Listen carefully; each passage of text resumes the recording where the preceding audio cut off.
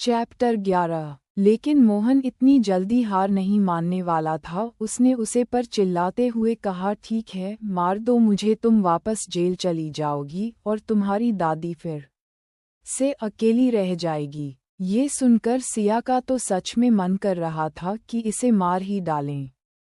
Hospital corridor में लोग ये सीन देखकर आपस में बात करने लगे। वहीं पास से ही राघव गुजर रहा था। वह सिया की आवाज़ सुनकर और रुक गया और उसे देखने लगा। ये देखकर उसने अपने पीछे खड़े एक आदमी के कान में कुछ कहने लगा। वहीं मोहन बोला, अगर तुम मुझे पैसे दे दोगी तो मैं कसम खाता हूँ मैं तुम्हें और तुम्हारी दादी दोनों को कभी परेशान नहीं करूँगा।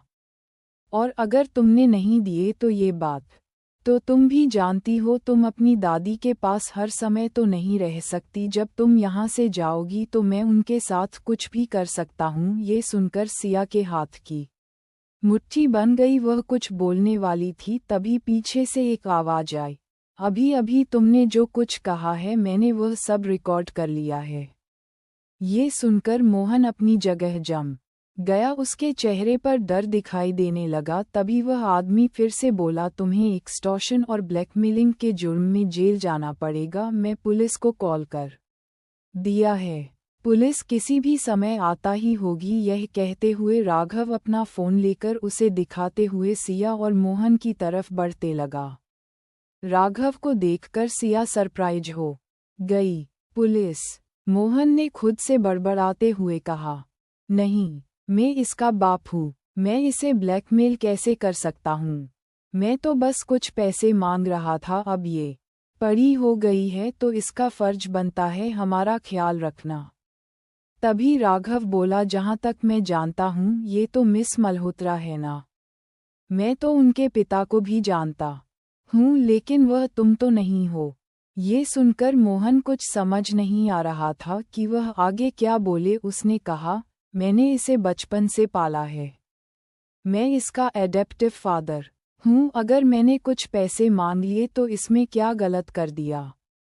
इस पर राघव हंसते हुए बोला, ठीक है, ये सब पुलिस को एक्सप्लेन करना। जैसे ही राघव ने ये कहा तभी वहाँ पुलिस के कुछ अधिकारी आ गए।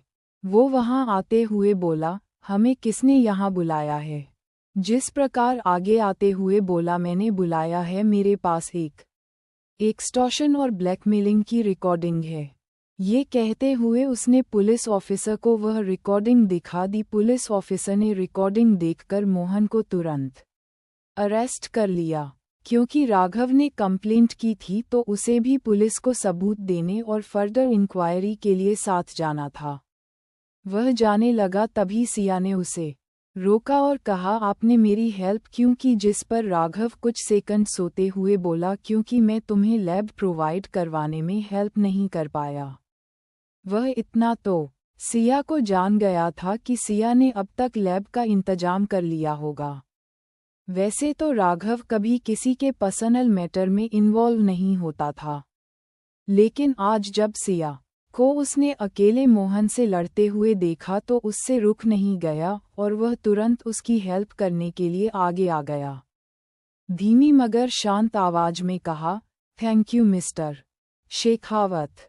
इस पर राघव मुस्कुरा दिया और बोला, उसकी कोई ज़रूरत नहीं है, लेकिन अब तुम्हें जल्द से जल्द कुछ करना होगा क्योंकि ये लॉकअप में ज़्यादा दिन नहीं रुक सकता। इसे मैं बाद में देख लूँगी, सिया ने कहा। ये पहली बार था उसकी लाइफ में उसकी दादी के अलावा किसी ने उसके लिए कंसर्न शो किया था। उसे अपने दिल में गर्माहट का आभास हुआ। उसने धीमे से कहा, कल के लिए आई एम सॉरी। उसे गुस्सा आ गया था। उसे लगा वह उसका कबीर के साथ मिलकर मजाक बना रहा है। जिस पर राघव ने उसे स्माइल दी और कहा, जो हो गया उसे खत्म करो। ये कहकर राघव वहाँ से चला गया। वही सिया कुछ पल के लिए उसे जाते हुए देखती रही और उसके बाद हॉस्पिटल रूम में वापस आ गई। दादी के पास कीर्ति अभी भी बैठी हुई थी। वह बहुत ज़्यादा डरी और नर्वस लग रही थी, जैसे कि वह कुछ कहने की कोशिश कर रही हो, लेकिन दादी ने ना तो उसे कुछ कहा और ना ही कुछ पूछा। कीर्ति ने जैसे ही सिया को देखा वो कुछ खाने के लिए अपनी जगह से उठी, तभी सिया ने उसकी बात काट दी और कहा, गेट आउट। ये देखकर करती जो खाने वाली थी उसके शब्द उसके मुंह में ही रह गए और उसने अपने गर्दन झुका ली और वहां से चली गई। उसके बाद सिया दादी के पास आई और उनका हाथ पकड़कर बोली, दादी चलो किसी दूसरे अस्पताल में चलते हैं। सिया इस बार मोहन और कीर्ति दोनों को ही दादी के बारे में पता नहीं लगने देगी। सिया की बात सुनकर दादी की आंखों में आंसू आ गई। वो उसका हाथ पकड़कर बोली, मेरी बच्ची तुमने लाइफ में बहुत मेहनत की है दादी, जब तक आप मेरे साथ हो तब तक ये मेहनत मेरे लिए कुछ भी नहीं है। दूसरी ओर कबीर जेलर से डायरेक्ट मिलना चाहता था लेकिन जेलर वहां नहीं था। ये देख उसने रवि से जेल गार्ड से मिलने का इंतजाम करने को कहा। रवि ने गार्ड को कुछ पैसे देकर बाहर बुलाया और कहा, हमें एक कैसी जिसका नाम सिया था उसके बारे में जानना है। जेल गार्ड ने कबीर, वीर और शिवान के कपड़ों की ओर देखने लगा और संजय गया, ये कोई मामूली आदमी नहीं है। सिया कौन? सिया हम यहाँ कैदियों को उनके नंबर से जानते हैं, अगर तुम उसका नंबर जानते हो तो बताओ, जेल गार्ड ने कहा, जिस पर उन तीनों के चेहरे के एक्सप्रेशन डार्क हो गए। पहली बार उन्हें महसूस हो रहा था जेल क्या है। सिया यहाँ 3 साल से थे और उसे एक सामान की तरह ट्रीट किया जा रहा था। कहाँ उन लोगों ने सोचा था कि वो 3 साल यहाँ मस्त रहेगी और एक दिन घर वापस आ जाएगी, लेकिन सच तो कुछ और था। गार्ड ने कहा, नंबर बताओ, जिस पर रवि ने कुछ डॉक्यूमेंट जो उसके हाथ में थे देखे और सिया का नंबर बताया। सिया का नंबर सुनकर गार्ड्स हैरानी में उन तीनों भाइयों को देखने लगे और अपना गला साफ करते हुए बोले, आप लोग कौन है?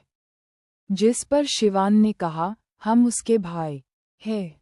हम बस ये जानना चाहते हैं कि सिया यहाँ कैसे रहती थी। एक पल के लिए तो गार्ड घबरा गया और बोला, जैसे बाकी सब रहते हैं। वो बोल तो नॉर्मल रहा था, लेकिन उसके चेहरे को देखकर लग रहा था वो झूठ बोल रहे हैं। ये देखकर शिवान ने उसे गुस्से से घूरा और कहा, झूठ। शिवान एक अकादमिक प्रोफेसर था, वो चेहरा देखकर बता सकता था कौन झूठ बोल रहा है और कौन सच। अगर यहाँ ठीक रहती तो इतनी बार हॉस्पिटल क्यों गई थी? और ये मत कहना वो एक्सीडेंट थे। ये सुनकर गुर्द घबरा गया और कुछ देर के लिए शांत हो गया।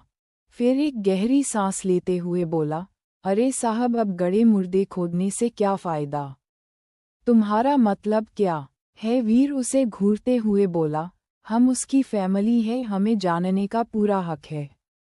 फैमिली? गार्ड हंसते हुए बोला, आप लोग फैमिली है? 3 साल में तो एक बार भी नहीं देखा मैंने किसी को उससे मिलते हुए। जिनको उम्र कैद या फांसी की सजा होती है उनके भी रिश्तेदार मिलने आते हैं यहाँ। उस लड़की की नज़रें दरवाजे पर ही टिकी रहती थी, कोई तो आएगा, लेकिन 3 सालों में कभी कोई नहीं आया उससे मिलने।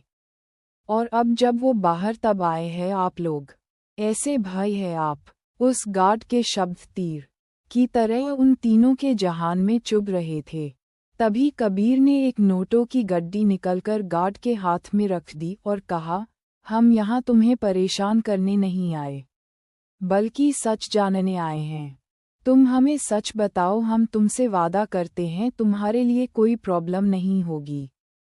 जिस पर गार्ड एक गहरी सांस लेता है और सच बताने लगता है।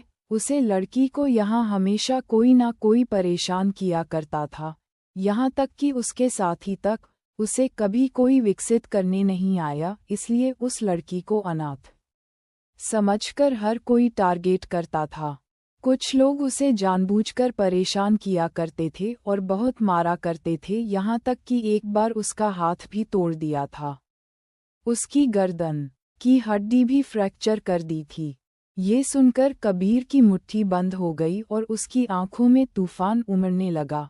उन लोगों की इतनी हिम्मत! उन लोगों! कबीर मल्होत्रा की बहन को हाथ लगाया। लेकिन साहब, इसमें भी आप लोगों की ही गलती थी। आप लोग कभी उसे देखने तक नहीं आए। यहाँ तक कि फ़ोन पर भी ये कह दिया, ये मर जाए तब भी उससे कोई मतलब नहीं है। ये सुनकर उन तीनों के दिल में उमड़ रहा तूफान शांत हो गया।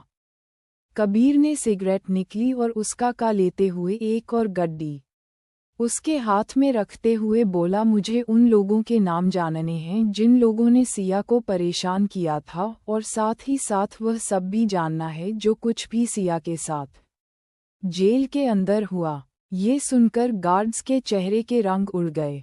कबीर ने 2 गड्डी और निकलकर गार्ड के हाथ में रख दी। गार्ड पैसों को देखकर लालच में आ गया।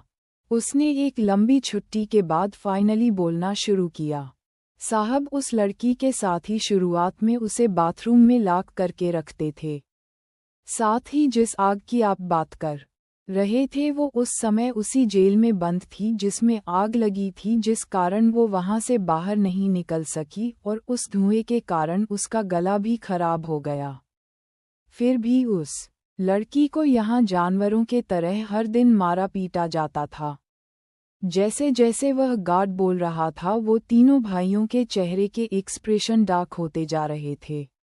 वहां बढ़ती टेंशन को देखकर वो गार्ड बोल, साहब हमने कई बार उन लोगों को रोकने की कोशिश की, लेकिन आप तो जानते हैं हम 24 घंटे तो किसी पर नज़र नहीं रख सकते, है न? और यह सब औरतों के बीच का मामला है, हम ज़्यादा कुछ नहीं बोल सकते। ये कहकर वह गार्ड शांत हो गया। तभी सिवान बोला, और उन सांप और बिच्छुओं का क्या? ये सुनकर तो गार्ड के हाथ में जो पैसों की गड्डी थी वो उसके हाथ से छूटकर गिर गई। उसका चेहरा पीला पड़ गया। फिर कुछ देर बाद उसने वह गड्डियां उठाई और वापस कबीर के हाथ में रखते हुए बोला, मुझे कुछ नहीं पता, मुझे जाने दो और भूल जाओ कि मैंने तुम्हें कुछ बताया भी है। वो तीनों भाई उसे गार्ड को रोक पाते उससे पहले वह गार्ड वहां से चला गया, जिसे देखकर शिवान बोला, वो गार्ड झूठ बोल रहा है। वहीं कबीर में भी गुस्से में अपने हाथ की मुठियां भींच ली। कुछ तो ऐसा है जो सही अभी है। गार्ड जब तक ठीक था जब तो तुमने सांप और बिच्छू का नाम नहीं लिया था, शिवान। कबीर ने कहा। सांप और बिच्छुओं को सिया के साथ इमेजिन करते हुए कबीर की रूह तक कांप रही थी। तभी वीर बोला, डोंट वरी भाई, सब कुछ पता लगा लेंगे। ये सुनकर कबीर ने हम्म कहा और उन लोगों की डिटेल लाने को कहा जिन लोगों ने सिया को जेल में परेशान किया था। मैं जानता हूँ सिया हमसे नाराज है, लेकिन है तो हमारी बहन होना, उसे कोई भी परेशान नहीं कर सकता, कबीर ने कहा, जिस पर सिवान और वीर भी सहमत थे। आगे से हम उसे अच्छे से ट्रीट करेंगे, उसे कभी परेशानी नहीं होने देंगे। अभी थोड़ी नाराज है लेकिन जल्दी सब ठीक हो जाएगा। कबीर के कहने पर वीर ने कहा, हाँ आप सही कह रहे हो भाई। तभी कुछ सोचते हुए बोला, भाई क्या वो इन सब के लिए हमसे नफरत करेगी? इस पर कबीर एक पल के लिए तो स्पीचलेस हो गया। फिर कुछ सेकंड्स बाद बोला, वो हमारे परिवार की सदस्य है और परिवार के लोग एक दूसरे से नफरत नहीं करते। हम उसे जल्द ही मना लेंगे। उसे मनाना बहुत आसान है, वो हमेशा से ही ओबीडियंट रही है, जल्द ही मान जाएगी। इस पर वीर ने भी अपनी सहमति जताई। मैं भी उसका यूनिवर्सिटी में ध्यान रखूंगा। वो 3 साल अपनी स्टडी से दूर रही है, उसे अभी थोड़ी परेशानी हो सकती है। शिवान ने कहा, हम्म, और जल्द से जल्द उसके लिए एक लैब का इंतजाम करो, कबीर ने शिवान से कहा। हम्म, ठीक है। अगर मुझे पता होता कि उसने इतना सफ़र किया है तो मैं पहले ही उसके लिए लैब तैयार कर देता, शायद वह इतनी ज़्यादा नाराज नहीं होती, शिवान ने कहा। जहाँ तीनों भाई उसे मनाने की सोच रहे थे वहीं सिया शौर्य के साथ थी। वो उसे शहर से बाहर लेकर जा रहा था। कहाँ लेकर गया है शौर्य सिया को, क्या करेगा कबीर सिया के लिए?